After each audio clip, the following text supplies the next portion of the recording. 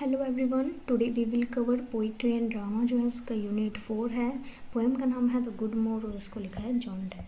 John Dane जो है ये एक इंग्लिश पोइट हैं, स्कॉलर, सोल्जर, सेक्रेटरी, और इनका जन्म जो हुआ था एक कैथोलिक फैमिली में हुआ था, जैसे हमारे यहाँ पे बोलते हैं पंडित वगैरह। ओके, सो ये लेकिन प्रीस्ट बनना तो बिल्कुल भी नहीं चाहते थे, और इनकी जो पोएम्स थी उनकी खासियत थी कि ये मेटाफिजिकल थीम होती थी इनकी पोएम की, उसमें लिखा करते थे। इन्होंने काफ़ी सारी पोएम्स लिखी, नॉट ओनली पोएम्स, इन्होंने सोनेट्स लिखी, religious poems, epigrams, Latin translation, song, satires, ये सारी चीज़ें इन्होंने लिखी थी। पोएम थोड़ी लंबी है तो गुड मोर, इसलिए विदाउट वेस्टिंग टाइम आप इस पोएम को एक बार रीड कर लेना।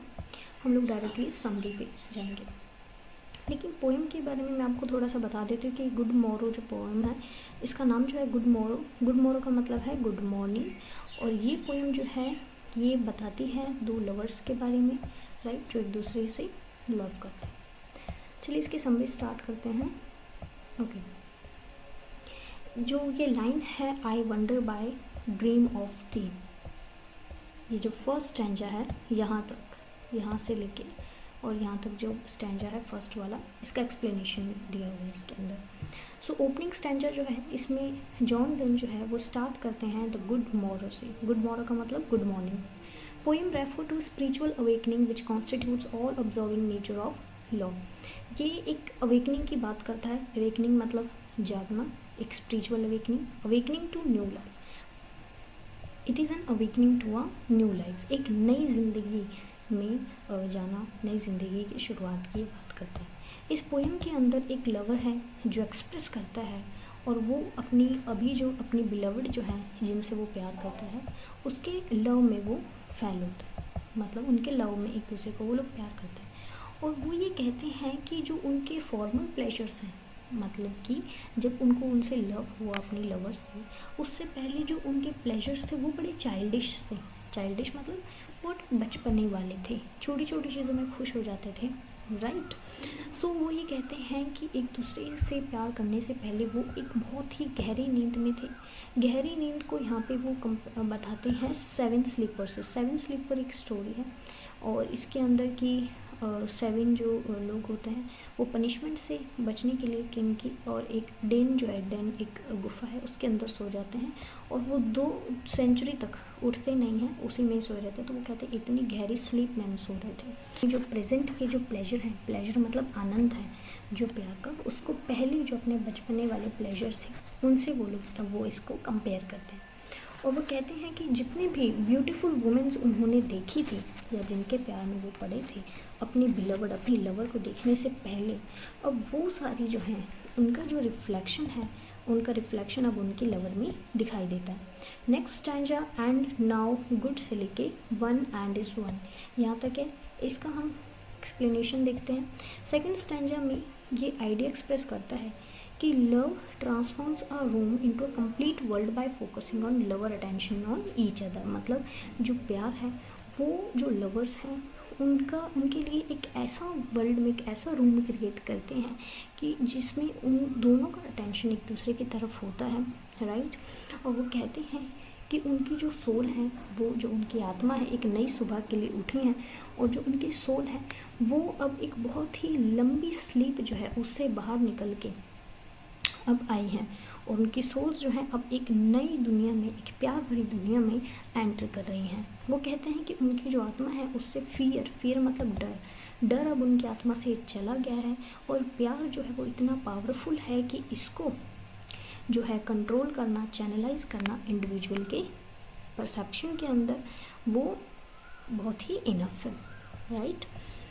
ओके, ये लाइन फिर से रिपीट हुई है, और पोइट यहाँ पे कहते हैं कि डिस्कवरी जो है लोग करते रहेंगे, क्योंकि उस टाइम पे काफ़ी रिसर्च हो रही थी, जब वो पीरियड था जब ये पोएम लिख रहे थे। वो कहते हैं कि जो खोज है वो चलती रहेगी, लोग नई नई जगहों को सर्च करते रहेंगे, मैप वाले लोग जो हैं वो मैप बनाते रहेंगे नए एरियाज़ के, लेकिन जो लवर हैं उनके जो प्यार करते एक दूसरे को, उनके लिए कोई वर्ल्ड नहीं है, उनके लिए सिर्फ एक प्यार भरा जो वर्ल्ड है वो सिर्फ लव का ही, प्यार की दुनिया है, राइट। और वो कहते हैं कि जो वर्ल्ड है लवर्स के लिए, जो दुनिया है, जो वर्ल्ड है, संसार है, वो एक दूसरे तक ही डिलिमिट है, एक दूसरे की पर्सनालिटी जो है उसी तक सीमित है, एक दूसरे के लिए सीमित है, और उनके बीच में कोई नहीं आ सकता। नेक्स्ट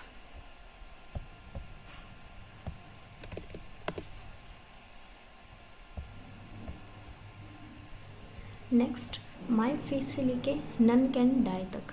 सो इस लाइन के अंदर जो पोइट हैं वो कंक्लूड करते हैं अपनी पोएम को, और वो मतलब अपनी पोएम को समाप्त करते हैं, और वो कहते हैं कि जो उनके लवर हैं उनका जो चेहरा है वो उसकी परछाई जो है वो उनकी आँखों में दिखाई दे रही है, और वैसी ही परछाई जो है वो दूसरी जो उनकी जो लवर हैं उनको उसकी आँखों में दिखाई दे रही है, और उनके जो दिल हैं वो भरे हुए हैं एक दूसरे के लिए प्यार से, जो कि उनके चेहरों पर साफ साफ दिखाई दे रहा है।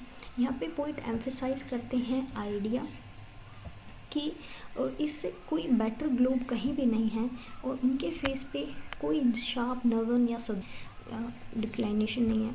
मतलब कि जैसे कि अगर हम अपनी धरती पे देखें तो नॉर्थ में कभी सर्दी होती है तो साउथ में गर्मी होती है, और साउथ वाले हेमिस्फीयर में जब सर्दी होती है तो नॉर्थ में गर्मी होती है, बहुत ही एक्सट्रीम कंडीशन हो जाती है। तो वो कहते हैं कि ऐसा उनके फेसेस के साथ बिल्कुल नहीं है, और वहाँ पे कोई उनका जो फेस है, उनका जो ग्लोब है उनके चेहरों का, वहाँ पे कोई पोलैरिटी नहीं है, कोई डिफरेंस नहीं है, कोई बदलाव वाली चीज़ नहीं है, राइट। और जब वो डाई करती है, जब वो मरती है, अनइक्वल कंपाउंड से बनी हुई होती हैं, अगर जो उनका लव है एक दूसरे के लिए इंटेंस है तो उन दोनों में से किसी की भी डेथ नहीं होगी, कोई भी नहीं मरेगा, और for it is only the mixture of unequal elements which is subject to decay. और वो कहते हैं कि सिर्फ जो अनइक्वल चीज़ें होंगी, जो इक्वल नहीं होंगी, उनका जो मिक्सचर होगा वही डिके होगा, लेकिन जो वो दो लवर हैं वो कभी भी डाई नहीं होंगे। अब इस पोएम के अंदर ये जो समरी है, इसी से कुछ क्वेश्चन आ सकते हैं, आप समरी को अच्छे से समझ कर जाइए। ये जो पॉइंट हाईलाइट है इसको 1-2 बार पढ़ लीजिए, एंड इसके बाद आपका ये कंप्लीट हो जाएगा।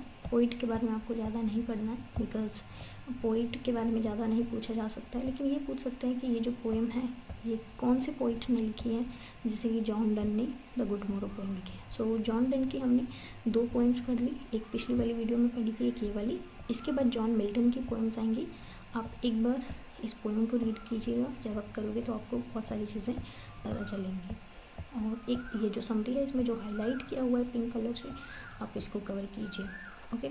इसके अलावा कुछ भी नहीं है। अगर एग्जाम में क्वेश्चन आता है तो समरी से आएगा कि आप इसकी समरी लिखो 500 वर्ड्स में या फिर 250 वर्ड्स में, इस तरीके का क्वेश्चन आ सकता है। Thank you so much for watching this video.